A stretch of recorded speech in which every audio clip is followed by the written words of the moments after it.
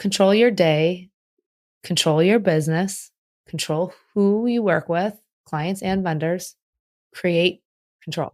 And look at your damn numbers. Look at your damn numbers.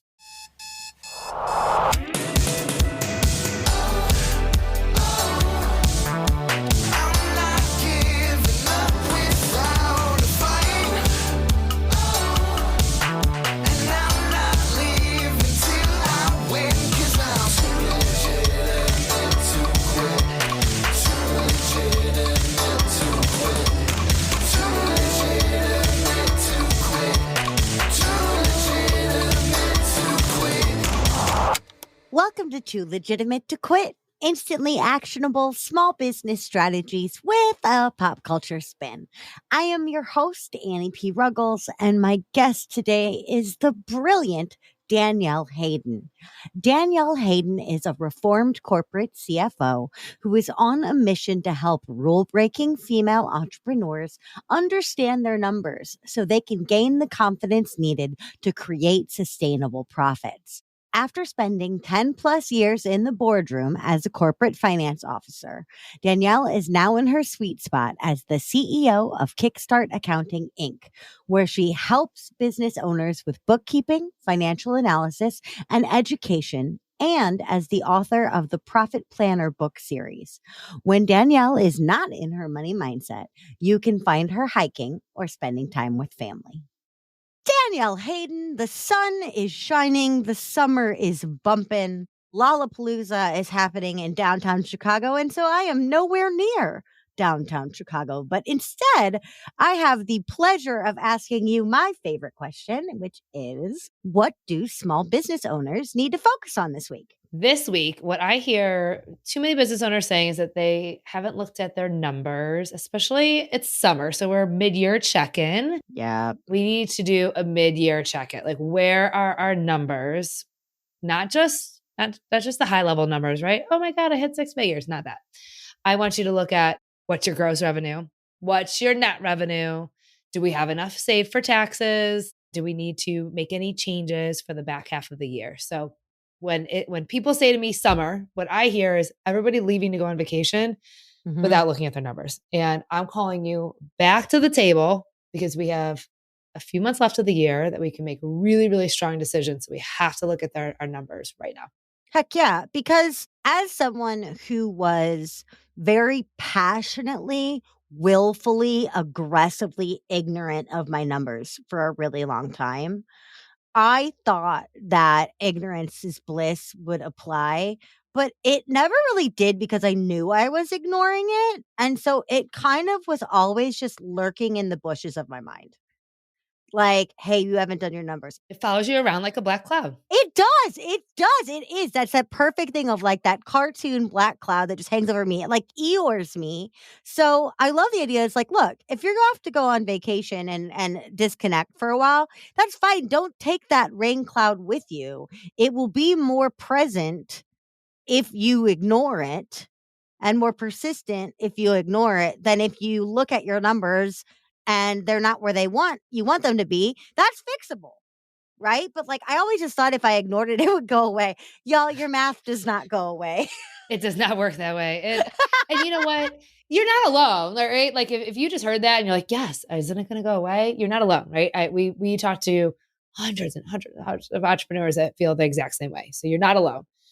It's scary. It's confusing. But we have to be looking at it because that's how we make better business.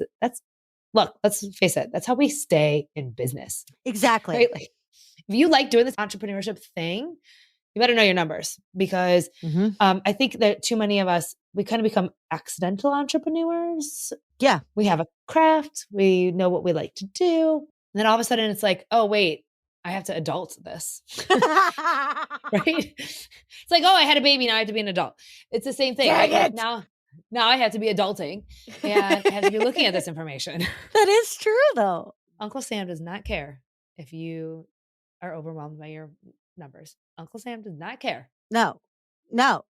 Uncle Sam does not care in general. Like, no, right? He's like, pay your taxes unless you're Jeff Bezos, but that's a whole other issue. No, Uncle Sam don't care. Uncle Sam don't care. He wants his money. yet again, you said the T word and now you brought out the government. But like, that's the other thing is talk about how I used to avoid my number. I don't know how every single year, tax day or quarterly tax day, once I started really doing it right. But like initially, tax day, listeners around the world, is always the same day unless they decide to give you a little bit of reprieve of like 72 hours, maybe up to a week, and then they publicize that. So I don't understand how every single year tax day would come up like a expensive surprise.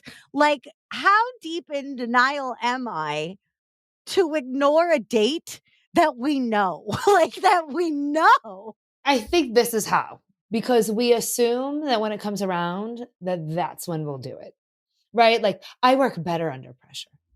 And so, we have a lot of people who come to us, for the last 5 years, I've just been doing it in January, right? I do all my bookkeeping in January, I update my QuickBooks, but it leaves you in the dark for the first 12 months.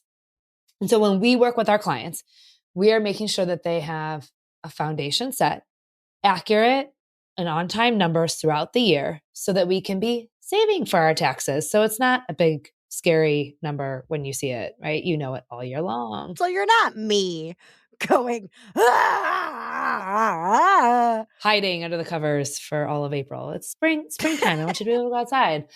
I know I live in Cleveland, so I want to be able to go outside. Yes. And to feel comfortable, right? To feel powerful. It's not just about this, know your numbers, make better business. It's also to feel good about your business, to be able to celebrate the things that are working, to stop doing the things that aren't freaking working. And if you don't know any of that until January, you've wasted a lot of goddamn time. Abso-freaking-lutely, right? That's a lot of time. Especially because I don't have this issue, but I definitely had the money avoidance one. But I have a lot of friends who can be on death's door and they will not go to a doctor. They just won't. Yeah. That's my mom. They just won't, right? I mean, everybody knows, everybody loves someone like this. And you're like, there is a professional who can tell you what is wrong with you and then help you, but you won't go to them, right? But like, we do the same thing. But with me, I have obsessive compulsive disorder, and one of my things is medical catastrophizing. So I have the opposite problem. I'm not a hypochondriac. I wait until I actually have symptoms. I don't invent them, but then I make them extreme, where like every time I've had a sniffle in the last 3 years, I've assumed that it's COVID. So, medical catastrophizer. At the same point, I think I used to be a financial catastrophizer. And I assumed that I knew things were not good because my business wasn't doing well or growing as I wanted to. But it was also early and never grows as fast as we want. But then when I got in there, I met a bookkeeper I loved and trusted. She made it very clear to me, much like your brand, how you do this so beautifully of like, I'm not here to judge you. I'm here to help you. Right. And once I got in there, I was like, oh, this is a mess, but it's not as big as a disaster as I thought. Like, this is a smaller earthquake than I thought it was. So do you see that too, where people with this resistance come into their numbers and they're like, oh, I made more money than I thought? Like, why do we assume that no news is terrible news instead of the possibility that it might actually be okay?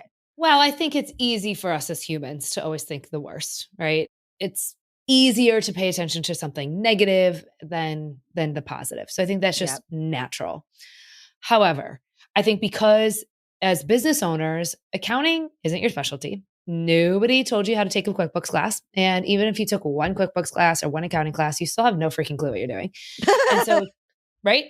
So even to you, it's a disaster. It would take you hours and days and months and stress and probably bottles of wine and, some hungover mornings. And, you would have all like, it would be a giant mountain, Mount Everest to you. To experts, it's like maybe a little hill, an ant hill, right? Because they're doing it every day. They know how to do it. So I think catastrophe one is we as business owners, we're like, I'm a mess. Nobody else is as big of a mess as I am. And in order for me to work with somebody, I have to get organized. And then because you have to get organized, you never call the bookkeeper because you got to get organized first. Yep. And so what I tell people all the time is please don't get organized. I don't want you to organize anything, right? Because you're actually going to make it worse. I want you to stop. I want you to move out of the way. Get off the mountain, get off the hill, and let us organize it for you. And that way it's not going to take as long. It's not the mountain that you've created. And then I love to tell a story. We had a client who came to us a few years ago, and she said, Danielle, I need you to teach me how to run my business at a loss. I know I'm losing money. Please help me. I said, okay. So we did a catch up. So that's putting all the transactions into the QuickBooks system. It was like fall at the time. So we put January through like September, October into the system. And I called her and I said, hey, I got good news and bad news. She said, all right. Uh-oh. She's like, give me good news first. I said, you're killing it. Month over month, your sales are growing. You have very minimal expenses. Your net profit is through the roof. The bad news. Uh-oh. You waited until October to do your bookkeeping. And so we don't have any time to make any solid business decisions. We have 2 months before the end of the year. We can't change anything right now. Yeah. So you have a tax bill. And the reason she felt like she was doing so bad, right? Like the reason she felt it, all that's it. There was just a feeling. There wasn't a lot of cash in her checking account because she was an LLC. So she was taking owner's draws, not payroll. Yeah.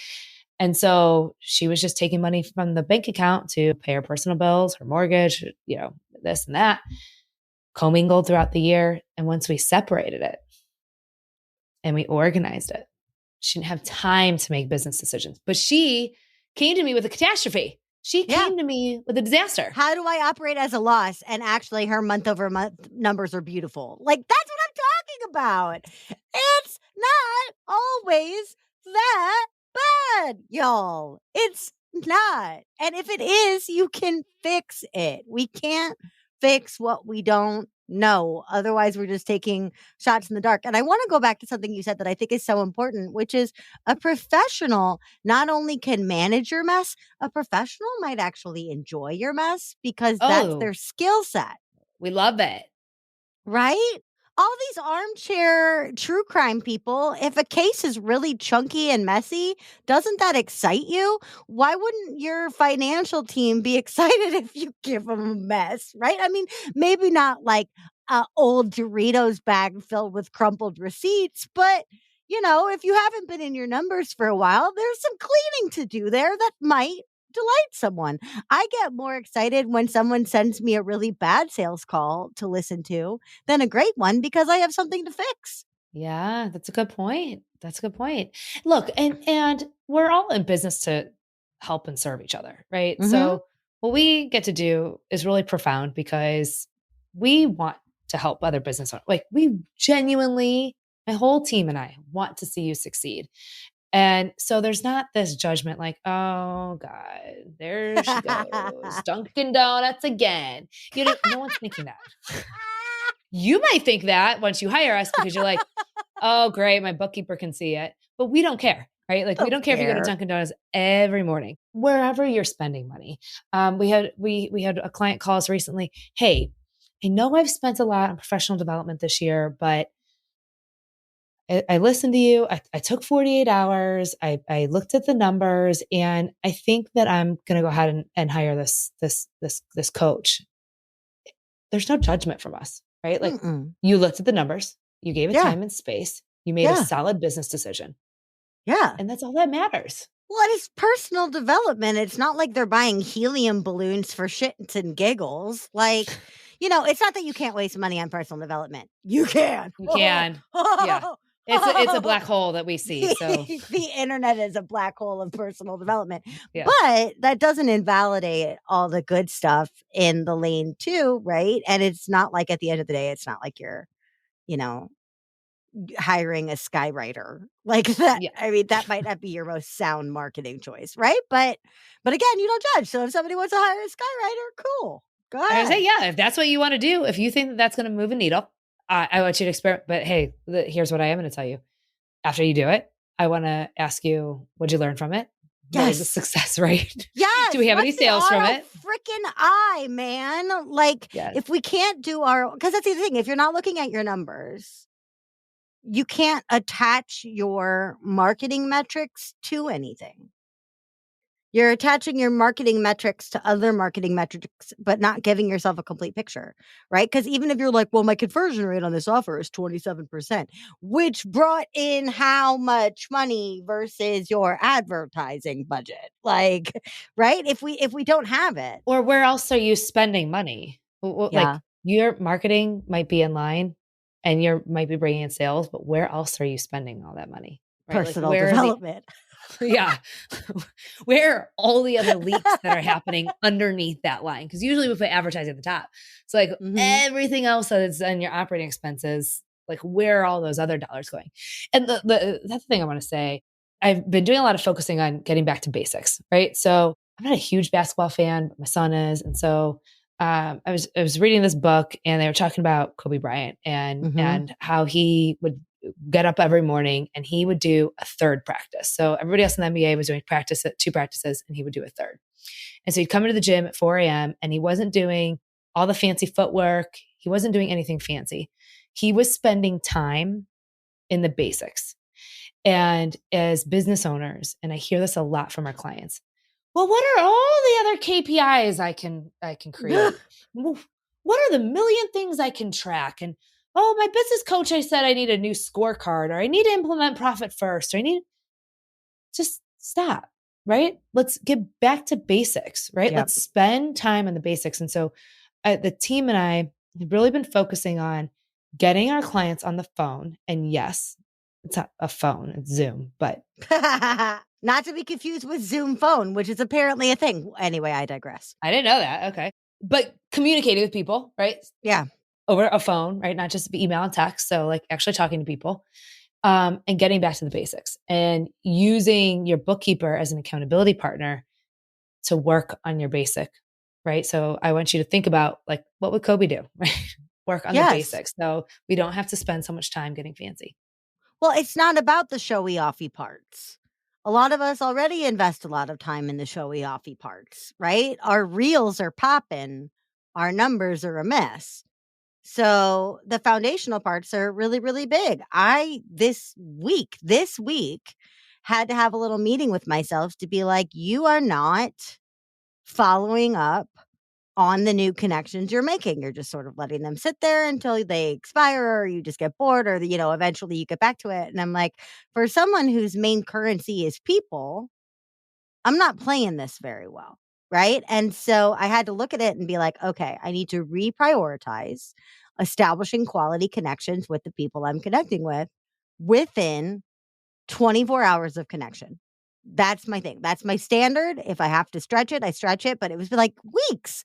Like I blew it. I just totally blew it. And so I love that call to the Kobe tasks. I'm going to stand here and shoot baskets because it's basketball, right? So like, what's the baskets of your basketball? If you're not going to have that foundational score, you're probably not going to become a Harlem Globetrotter, right? Like, so what I wanted to ask you as you were saying that is, yeah, why do you think that you were doing that?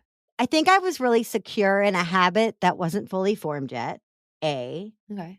And B, I think I did exactly what you had mentioned in your last example. I think I got distracted in other possible KPIs and new shiny action items instead Activities. of the old standard, you know?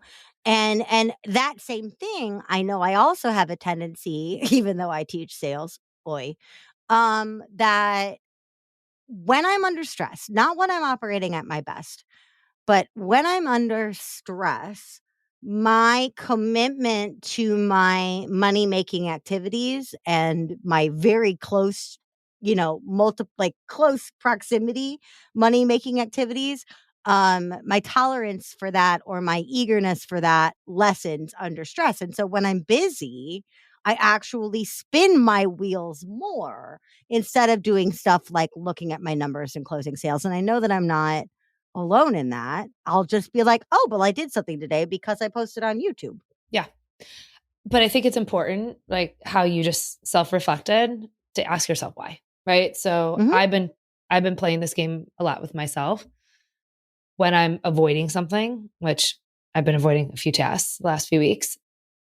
I had to like sit down and be like, why are you doing, right? So if you're refusing to talk to your bookkeeper, if you refuse to get a QuickBooks account, if you refuse to look at your numbers, Yeah. if you're refusing to to do those things, asking yourself why. And maybe Yeah. it is just understanding that, when I get really stressed out, I I try to get fancy, Yep. or I try to get fancy and it stresses me out. And then I stop doing the basics. Yep. Or I'm avoiding because that's a coping mechanism of mine that I learned somewhere along the way in my life.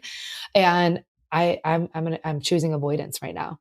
And maybe I can't do all these tasks, but I can maybe start one. Validation over data, Mm-hmm. right? If I do something shiny and feel good, then I'll get my dopamine hit. But if I look at my data, I might feel bad. So instead, let me get back into Canva. I'm not judging y'all. I do this too, but we don't always do ourselves favors when we're stressed, do we? But if you want a dopamine hit, I really like crossing things off. So good old fashioned, Hell yes. right? My team keeps on trying to get me to use this planner app. I'm like, fine, whatever. Like, there's nothing satisfactory about clicking the box on this stupid app. But writing it down and crossing it off gives me Yep. satisfaction. So I'm literally using two, one for the team and one for myself, but whatever. Because I like the other day, I did something that wasn't on my list. I was like, God damn it, I want credit. So I wrote down the task and Yeah. then crossed it off. This is what I do every day. At the end of the day, I go, what else did I accomplish today? And then I just go, scratchy, scratchy, scratchy, scratchy, scratchy, scratchy. And if I'm really having a bad day, I'll start putting things on my to-do list that are just my daily standard, like fed the pets, scratchy. Don't ask me why that's on a work to-do list, but I'm having a rough day. So you're right. The other dopamine Yeah. hit is GSD. Get some shit done, y'all. Yeah. Yeah. But put your numbers on the list, right? Yeah. Like, not all of the tasks, just one freaking task, right? Like, I'm going to read Mhm. this number. I'm going to do this task. I'm going to call my bookkeeper. I'm going to schedule a call. I'm going to whatever. And that way you can get your dopamine, like get off on it, get your dopamine hit. What if people have a current bookkeeper that they don't like? I'm laughing because, oh my God, do I hear this all the time? Yeah. I get really ashamed and like embarrassed of my industry because Honey, I I'm a don't get it. coach. Ugh, my industry is a cesspool. Anyway, Yeah. continue. Yes. Well, mine is too, apparently. I hear it from two ways, right? So we have a lot of people who have a CPA, tax accountant, and they all say to me, this guy, gal is supposed to be doing my numbers throughout the year. They don't bother. They're busy, and they're so busy during tax season that they're burnt out all summer. So they leave all summer. And so my numbers aren't really done until December. I don't hear from them. They don't send them to me. If I ask them, they might call me back within a week or two. If I email them, they act like I'm chump change. That's a problem, right? Like that's an industry issue. And then we have people who gone into the bookkeeping world to help aid this problem for year-end taxes. And that, okay, we'll do the bookkeeping throughout the year, but it's just as bad because you don't hear from your bookkeeper. They may or may not want to talk to you. They may or may not even send you financial reports. You may or may not have access to the QuickBooks. And so it's the same situation. And so if you have a bookkeeper that you are not getting, now I'll tell you what we do for our clients. And then if you're not getting any of these pieces, have a constructive conversation with your bookkeeper. Are they capable of giving this information to you? Do they just not know to give it to you? Do they not know that you're looking for it? It comes standard with every single client, but they might not have that standard. So for us, we use QuickBooks Online for every single client. Clients don't have to access it because who the hell wants to go into QuickBooks Online? Well, and you're Right? sending the reporting. So, Right. Yeah. And then clients can either sign up for a weekly, monthly, or quarterly package. So they get a report at the end of each week, month, or quarter. And this is a series of financial reports, profit and loss, pulled 5 different ways, balance sheet, the whole nine. Now, Most business owners don't even want to open those reports. Cool. Don't want you to. Don't want you to have to unless you want to. So we pull some information and we call them KPIs, but really it's just this like high level overview with some simple charts and graphs, right? Like yeah. How do we interpret this data? Well, is this working or not? Yes, we interpret it for you. And then we send that email, and you get it either monthly or quarterly. And at the end of the year, everything's ready for taxes. Now, throughout the year, at the end of each of these emails, I'm waving my hands in the air so people who can't see me, we're saying, book a call with us. Please talk to us. We put Calendly all over. We put at the top of the email. We put in the middle of the email, the bottom of the email, because we want to talk to you. We're like, schedule a call, please, because we want to make sure the information's right. We want to hear what's going on in your business. We want to celebrate with you. We want to cry with you. We want to be part of your business, but you have to schedule the goddamn call. Respond to our emails. You have to let them in. I mean, you have to let them in. And if they don't want to be in, then find one who does. And I got one right here. Her name is Danielle Hayden, and she's got a whole team. But no, I think that's important because a lot of the time people are like, well, that was really uncomfortable and they know my stuff. And so like we feel more beholden to a unsatisfactory relationship because we're like, but they have all of my financials. Like, listen, you were like, listen, talk to them first, see if you can get these needs met. You're kinder than me. I'm like, hire Danielle and move on. But no, but I think that's really, really key because at the end of the day, in every industry, there's a million of us. Right? Yeah, there is. Do your competitors have standards you don't have? And should you be obeying those standards, or are those standards just shoulds? I don't know. It depends on you and it depends on your industry. Right? But I'm not the only sales trainer on the planet by a long shot. I probably care the most though. So you're welcome for that standard, my competitors. Wow, that's a big thing. We care, right? Like my team and I care. They get really discouraged when clients don't book calls. They're like, why are they not calling? Like, I want to talk to this client. I have questions for them. I want to help them. And so we really do care. So those are some of the standards that I think we need to be having. So if you're not happy with your bookkeeper, you're not getting those things. Those are all red flags, right? They're red flags. They're data points. The other thing I'll say is your tax accountant is not your bookkeeper. They should not be your bookkeeper. The tax accountant is somebody separate. So if you're waiting for your tax accountant to surprise you and be like, hey, have you thought about this new great strategy? Or did you know that your profit and loss has seasonality to it? And every July, you should probably go take a vacation because your sales dip. They don't care. They don't care. No. They care about your tax return. That's what they're there to care about. I mean, is the chef down the street going to come mow my yard? No. It's not their job. Yeah. And that's why we have two separate. So we have Kickstart Accounting Inc. that does the bookkeeping. And then we have KSA Tax Partners that does the tax filing because they're two different people. They're two different, right? They have to be. Are y'all hearing this? Are y'all hearing this? A bookkeeper and an accountant are not the same role in your life. A scone and a bagel are not the same baked good. Okay? They taste differently. One is normally sweet, one is normally savory, or they're both plain. It doesn't matter. Okay, now I'm just crazy. But I think a lot of the time people are really confused about what's an accountant for? What's a bookkeeper for? I mean, I still have to do the like left hand, right hand trick with net and gross at least once a day. I'm like, ooh, that's net. No, that's gross. Ooh, no. Profit, revenue, profit, net. That's gross. Okay. I go lefty loosey every time I completely like we're grown ass adults with functioning, profitable businesses, and we're like, how do I turn this? Lefty loosey, right? Like we all have it. Yeah. But what are some of the other things if you were going to put out a glossary for small business owners of widely misunderstood terms or terms that are treated as synonymous that aren't? Sound off. Give us some definitions. What do we need to know? Yeah. Okay. So I think the big one, I mean, in terms of people, the big one is, bookkeeper, accountant, CPA, CFO, bookkeeping, right? So the act of record keeping is bookkeeping, which is to be done by your bookkeeper. CPA, accountant, tax accountant, those are all the individuals filing your tax return. They're used interchangeably. All that is used interchangeably. CFO is like the next one where a lot of business owners are like, I can't afford that. I'm not big enough. I don't need it. I can't do it. However, if your bookkeeper can think strategically and your bookkeeper is capable of it, you actually don't need that third person. You don't need that CFO. So that's kind of the third one that's used interchangeably.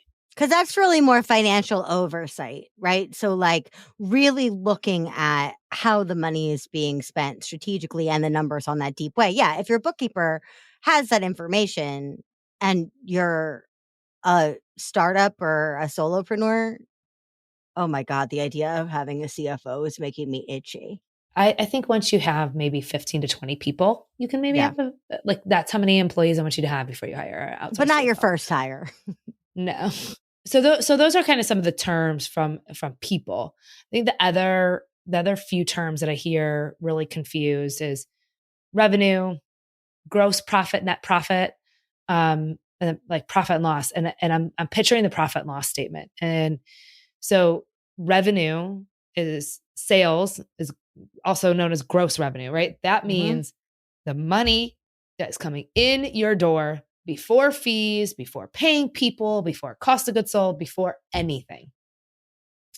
Once you subtract your cost of goods sold or your direct labor, so the cost that you need in order to sell your product or service, that's your gross profit, right? So that's the gross profit number.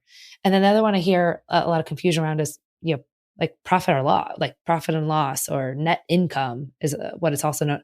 That means after you pay all your operating expenses, are you making any damn money, right? Yeah. Profit, net income. Or loss. Profit right. and loss. Yes. But you also hear the like you just said, profit and loss. That also is the name of a financial report in QuickBooks. So the QuickBooks report is called profit and loss. Also, people will call it the income statement. So that's another big one is profit and loss statement, income statement are used interchangeably. All that means is if your bookkeeper says, I've supplied your income statement, it's the same thing as I've supplied your profit and loss statement. All that report is telling you is revenue in minus cost of goods sold, minus all your operating expenses. Did you make any damn money? Yep. That's the question of the week, y'all. Did you make any damn money?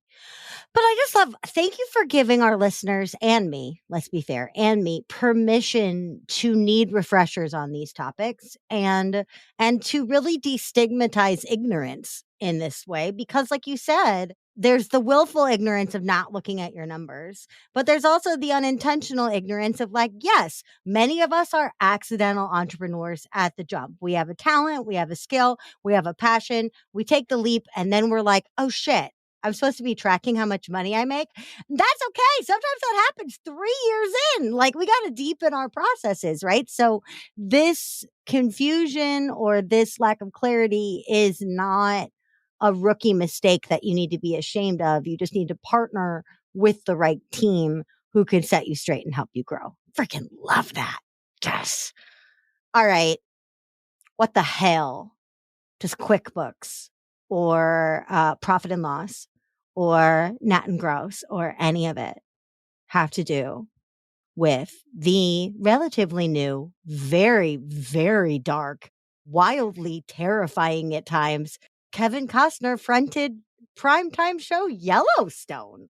I think it's really interesting to watch our clients when they understand their numbers and they grow confident.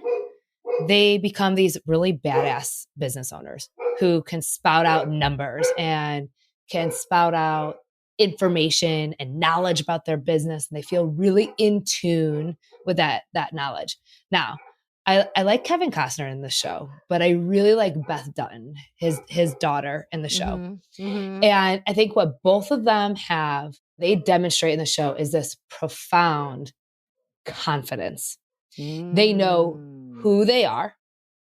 They know what they stand for. They know what they do really freaking well. They are loyal to it and they fight for it and they fight for it confidently. I can promise you that family knows their numbers. Like that family not only knows their numbers, they've done the digging to know the numbers on everybody in town. Yes, they have. They don't just know their numbers, they know everybody's numbers. Yes. Yeah. And that's why they can talk so powerfully. That's why they have control of the conversation. They have control of what they are, of what they're doing. And they're a sound business, right? Like if you watch the whole series, they do have some issues as you go later into the series, not necessarily financial issues, but keeping the land, fighting off the competitors, but they know who they are. They know what they stand for. And Kevin Costner through the entire time says no. He knows exactly what he is doing and what he is standing for. And they can do that with confidence because they know their mission. They know their vision. They know their numbers, and they can act confidently. So it's more of it's not the nitty gritty, right? It's more of the, what does getting nitty gritty, getting back to the basics, what is the feeling that it gives you that then you can go out into the world and be somebody really great, be somebody really powerful. I love that term, profound confidence, because it's not swagger. Kev Cost has a ton of freaking swagger in everything, but that's not what we're talking about. We're not talking about, showing up with big dick energy and being like, this is my ranch and all of my children. And sure, there's some bravado attached, but underneath that, what backs it up and what actually gives him the grit to keep going is that profound confidence. It's not for show. It's not cockiness. It's not arrogance. You're like, I know my shit. How many times do I see a really incredible service provider demur from the fact that they know their shit? And I think you're right. It's because they're not profoundly confident. And maybe they have an expertise, but when you feel this black cloud looming over you of your number, like if you're avoiding that shit, you could be really good at creating websites, or you know what I mean? Like you could be really good at whatever your craft is. But you're not going to show up with profound confidence because you know that there's this area of your business that's a mess or falling apart or that you don't have clarity on. I want everyone to like watch an episode with this like change in mindset. And I want you to watch Beth strut around and watch her confidence. And you're going to see exactly what I mean in that knowing your shit is going to give you that. You're going to be able to walk around like that. It's a hell of a lot easier to be tenacious and pick yourself back up when you know what you're picking back up, right? And you know your rate of failure. Okay, I got to pick myself up this one time because I kill it the other 9. All right. Know your numbers. Know your numbers, folks. And also numbers are power, right? Like if we look at the other kind of warring family, us versus the world, either us against our family or us against everyone else, generational dramas like Succession, you can almost rank the children by their confidence and like, okay, so he's totally terrified. So he's acting like an asshole to cover that. She's the quietest one in the group. She's just chilling confidently, doing fine, knows her numbers, not yelling. Right. But it's like we see that all the time in these kind of infighting or competitive situations where the quiet, confident one or the loud, confident one is confident because they know their shit. Side note, I just really am enjoying that we have this like big family business push, although they're all like terrible family businesses, but still like we have Yellowstone like tearing down all the people and like trying to like re-steal land from Native Americans. We have Succession where they're all trying to take over and none of them deserve any of it. And they're the least ethical company in the world. We have Righteous Gemstones where they're a mega church and everything is awful. Like Ozark, which is just a disaster. Oh, like, that's crazy. Yeah. Right. But it's like, I love that we have this. It's like Arrested Development goes drama of like, we are a messed up family running a business because don't all of us feel like messed up people running a business sometimes? But it's okay to be messed up and feel confident, right? Yeah. Like everybody's a mess. Everybody's got their own baggage, their own shit. But but you can still show up and say, I still deserve this. Yeah. Right. Like I still deserve it. I still need to own this. Reminder, everybody's a mess. Everybody's a mess. Your mess may not be nearly as much of a mess as you think it is, and it probably isn't any messier than your competitor, unless your competitor knows their numbers, and then, yeah, you the mess. But again, messes are fixable. Problems are solvable. Ignorance is not. Tell me more about Beth. If Beth was going to be an entrepreneurship consultant, what do you think she would want to make sure people know? Well, I think in context of the show that she's in control. Mhm. She That has works the whole too. power, Mhm. but I think with the lesson that we can learn from that is that you can be in control, right? You don't have to be at the mercy of your clients. You don't have Yes. to be at the mercy of your vendors. You don't have to be at the mercy of your shitty bookkeeper. You don't have to be at the mercy of your tax accountant who doesn't respond. You can be in control, and you can choose to work with people who value you as a business owner. You can choose to work with people who see you as an equal, not as, oh, another small business, isn't that cute, like that see you, right? That see you for what you Fuck are, those like, right? people, by the way. Like, Well, oof, it's a thing. It's it's a a thing, thing. is it, with especially bigger accounting, it's like tax firm, right? Like, Yeah. is that Oh, you're your little cute. business? Yeah. Like we see, I don't care if you just started your business, you have $5,000 in revenue, you get the same treatment as our big clients. It does not matter. And so I think the lesson there is that you can control, you get to place the value on yourself. So even in your dark days, even in your low moments of business, you get to control the narrative around it. You get to control what you learn. You get to control how it's going to change, right? You get to change the story. You get to learn the lesson. And entrepreneurship is just keeps on going, right? There isn't a closing scene, there's No. no end of the season. Because let's be No. clear, I am so irritated that Yellowstone's next season has not come out. All right, Costner, we're coming at ya. Tell your production team to hurry it up. Seriously, get it together. Get it together. But you know what? I think if we've learned anything from primetime dramas, it's what we haven't learned from primetime dramas is that control can be ethical. And it absolutely can. But what we have learned from primetime dramas is that control is delicious. Oh, Yeah. gosh, nothing feels like power in the morning than getting what you expect and having that expectation be what you wanted because you worked hard for it. That's gorgeous. That's just being asked and answered. I did the thing. I followed the plan paid off. Next plan. Gorgeous control.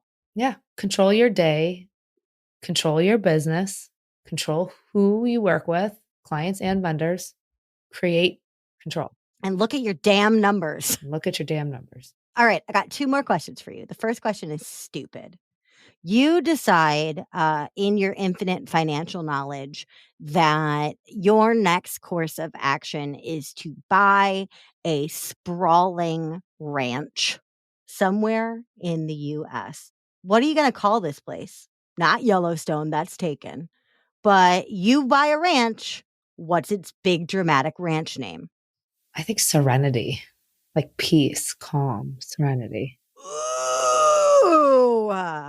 Ooh, you gotta be like you gotta go to like Sundance, Utah and put that there. So it's like Serenity and Sundance. Yeah. Ooh, ooh. Okay, Serenity Ranch. And then we'll also know that everybody on Serenity Ranch is using their power for good because otherwise you can't call it Serenity Ranch if you're just gonna be a douche. Yeah, you A can't. power hungry douche. Yeah. That doesn't work.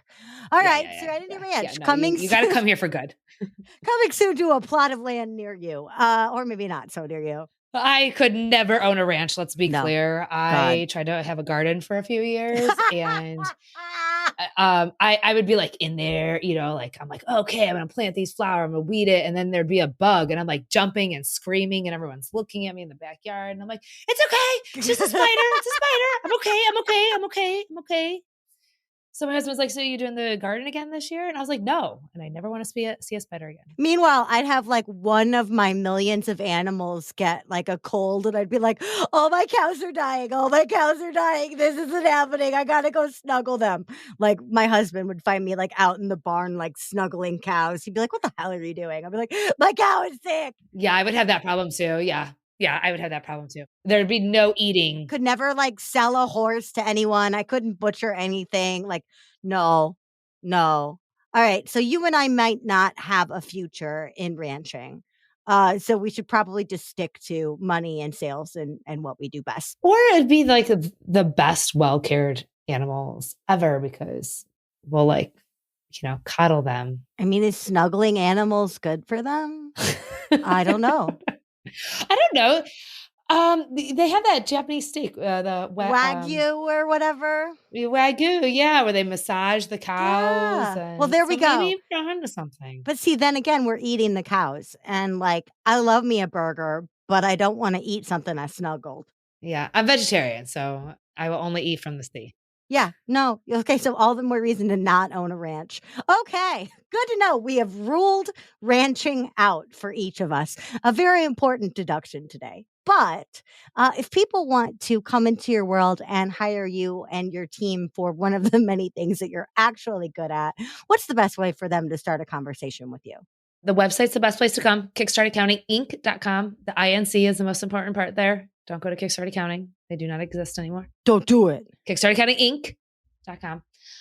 There's a little pretty blue button that says book a call. My team and I are more than happy to talk about your specific situation, connect with you, listen to all your problems. I'm kidding. All your numbers problems. The team is doing some really funny reels right now. So Instagram, Kickstart Accounting. And then lastly, we have our podcast, Entrepreneur Money Story. So talking about all things money mindset because this shit's heavy. This shit is heavy.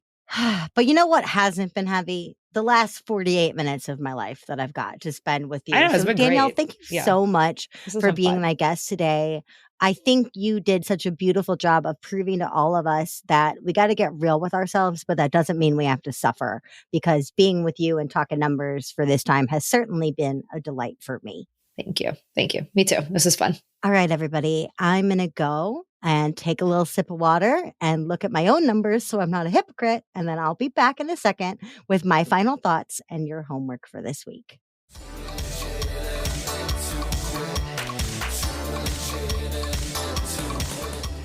Well, hey there. I double dog dare you to go look at your numbers. It's not that scary. I just looked at mine and wow, y'all, the summer slump is kicking my ass this year. But after listening to this episode all over again, I am feeling more empowered than ashamed or defeated.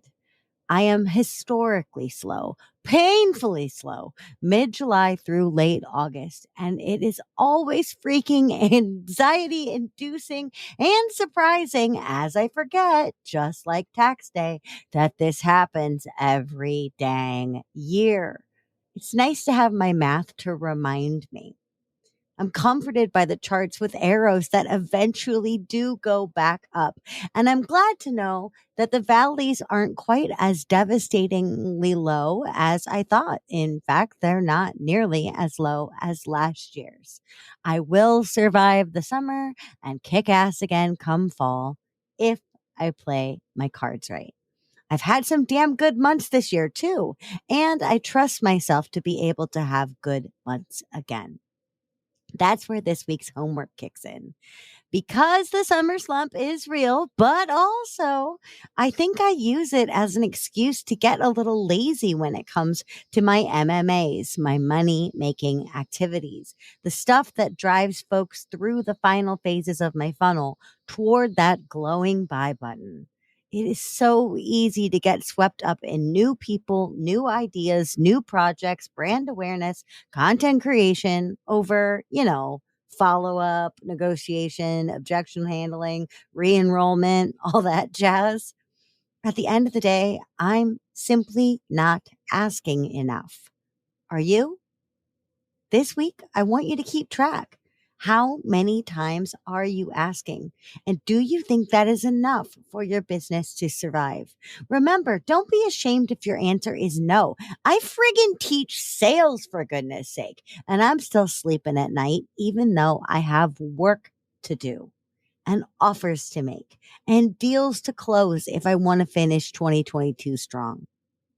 There is still time to make this a year to remember for me and for you. There are still clients who need me. And when they get back from their summer vacations, they're going to need to make some money. That is, if they're brave enough to look at their numbers and hopeful enough to grow them.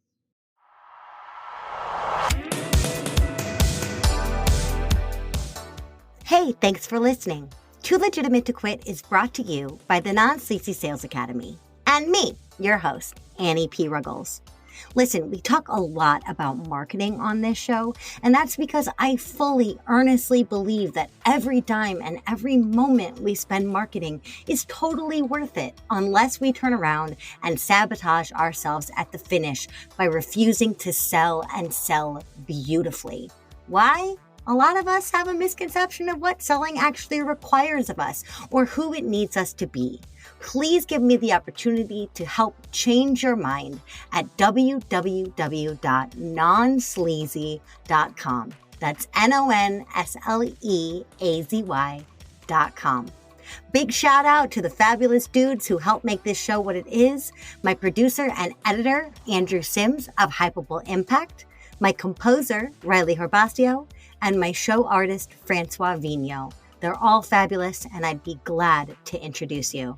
Until next week, just do your best, and remember, you're too legitimate to quit.